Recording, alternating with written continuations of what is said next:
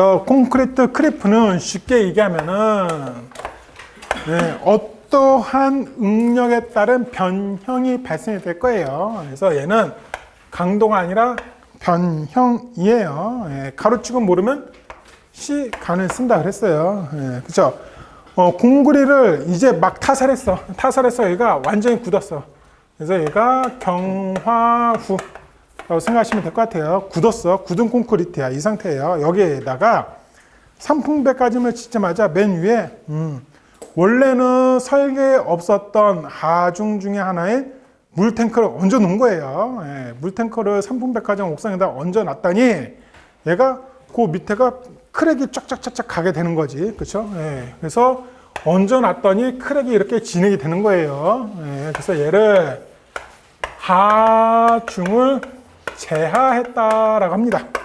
그래서 물탱크를 얹어 놓은 거예요. 얹어 놨더니 시간이 지나면서 물탱크 밑에가 계속 짝짝짝 되는 거죠. 거의 시설 과정이 그랬대요.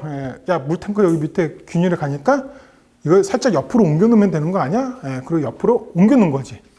옮겨 놨는데, 옮겨 놔도 그 원래 있었던 자리에서 어떠한 변형이 또 생기겠죠. 그렇죠? 뭐 자꾸 그런 거예요. 그런 개념을 생각하십시오. 그래서 이 상태에서 빼긴 뺐어. 하중을 빼긴 뺐어. 빼면은 여기 올라왔었던 변형값이 있을 거 아니에요. 여기에 대한 변형값도 있을 거고 여기에 대한 변형값도 있을 건데 이 변형의 싸그리 다 없어져야 되는데 영구 변형으로 남겠지. 왜? 물탱크 밑에는 균열 간게 치가 수술 본드로 붙이듯이 붙여지진 않을 거 아니에요. 균열 간대로 그냥 있겠지. 그 값은 있을 거란 말이죠. 그래서 요거는 탄성 변형이 될 거예요. 맨 처음에 물탱크를 올리자마자 출렁거리면서 늘어나는 것만큼 우리 눈에는 안 보여요. 늘어나는 것만큼 콘크리트가 일레스틱, 탄성 변형이 있는 건데 그 다음에 시간이 흐르면서 저절로 변형이 증가된 것을 우리가 크리프 변형이다 라고 합니다. 물탱크를 이제 뺐어요. 뺐는데 이런 식으로 변형이 발생합니다. 그래서 여기서부터 여기까지는 맨 처음에 탄성 변형만큼 싹 빠집니다. 이게 눌렀다가 하면 이렇게 티용 하고 올라오는 거겠죠. 그렇죠? 그래서 탄성 변형이 생겼었던 것만큼 회복이 되겠죠. 그죠? 회복이 됩니다. 그 다음에 여기인데 여기는 이만큼 변형이 있었는데 여기 변형이 영구적으로 남은 거죠. 그렇죠? 그래서 얘는 영구 변형이 생긴 거예요. 그쵸? 그리고 얘는 크리프 변형 중에 일부분이 다시 원상태로 온 거죠. 이게 쪼개져가지고 이렇게 갈라져 있었는데 물탱크를 치니까는 이게 붙긴 붙었는데 갈라져는 있는 거겠죠. 이 이야기예요. 그죠? 그래서 얘는 크리프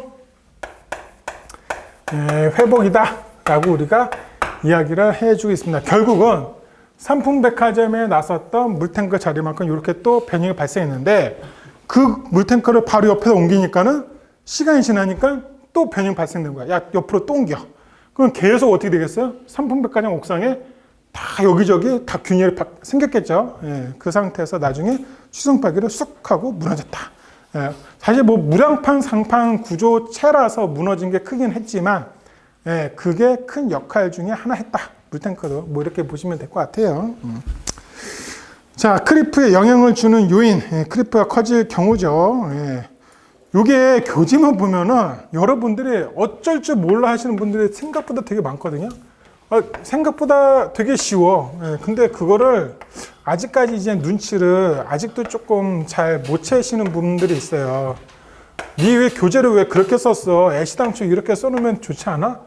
왜 애시당초 이렇게 쓰잖아요. 그거 있어요. 사람들이 이제 공부할 때 눈으로만 공부를 하시는 분들이 되게 많거든요. 생각을 잘 안 해. 이게 왜 이렇게 된 거지? 그쵸. 근데 교재를 그렇게 써놔야지만 계속적으로 여러분들이 공부하실 때 이거를 어떤 식으로 변화를 할 수 있겠지? 이렇게 이제 생각하는 능력이 자꾸 늘어납니다. 그래서 그렇게 이제 한 거다라고 좀 보시면 될 것 같아요. 자, 그러면 예를 들어서 부재에 대한 부분이 뭐 있을 수 있겠습니다. 그래서 부재 치수가 문제가 이제 있을 수가 있을 거고요. 부재에 대한 재량 기일이 영향을 줄 수가 뭐 있겠죠, 그렇죠? 그래서 재량 기일이 적은 경우 아니면 치수가 적은 경우 문제가 발생할 수가 있을 거예요. 그리고 기후적으로 보니까는 습도가 높은 경우, 그죠? 습도가 낮은 경우, 온도가 높은 경우, 영향을 줄 수가 있을 겁니다. 배합적으로 보니까는 물 결합제비가 큰 경우, 그렇죠? 슬럼프가 큰 경우 문제가 이제 발생할 수 있겠죠. 기타로 보니까는 단위 시멘트가 큰 경우가 이제 문제가 발생할 수가 있을 거고요. 지속적 응력이 발생하고 있을 때, 선분배가정 위에 물탱크가 계속 있는 거지. 그랬을 때 문제가 발생할 수 있을 거예요. 뭐 그런 이야기다라고 좀 보시면 될 것 같아요. 물탱크가 있으니까 점점 변형이 발생되죠. 올라가죠. 또 교재는 한 줄인데 그 한 줄을 지금 어떻게 했다? 5줄로 바꿨다. 계속 여러분들 이런 연습을 계속 하셔야 돼. 한 줄인데 요거를 그림으로 바꾼다. 한 줄인데 표로 바꾼다. 왜냐 그러면 머릿속에 시험장 가잖아요. 그 한 줄 정도밖에 희미하게 생각이 안 나요. 그 희미하게 생각 안 나는 걸 가지고 어떻게든 4줄 쓰고 어떻게든 5줄 쓰고 나오셔야 되거든요. 자꾸 그 연습을 지금 하셔야 돼요. 하셔야지 56일 남았는데 다음 주에 49제 하고 다 외우죠. 그죠? 그 이야기입니다. 구조물에 미치는 양면성입니다. 긍정적인 것은 응력 이완되고 불규칙 수축을 하고 내부 응력 저감되고 균열 저감이 된다는데 이게 무슨 말이냐 그러면은 이미 한번 변형이 생겼어. 변형이 생겼으면은 어떻게 되느냐? 추가적인 변형이 잘 안 생긴다는 거지. 응력이 전달이 안 되는 거예요. 이게 조금 이해가 안 될 수도 있지만 예를 들어서 누가 제 다리를 꺾은 거지. 응력을 많이 써서. 그래서 제 다리가 부러져가지고 헐렁헐렁한데 거기서 힘을 줘봐봐. 이게 뭐 더 큰 뭐 저거 있나요? 없잖아. 이런 거라고 보시면 될 것 같아요. 부정적인 것은 정밀 기계 기초는 장기간 부등 치마 영향을 줄 수 있고요.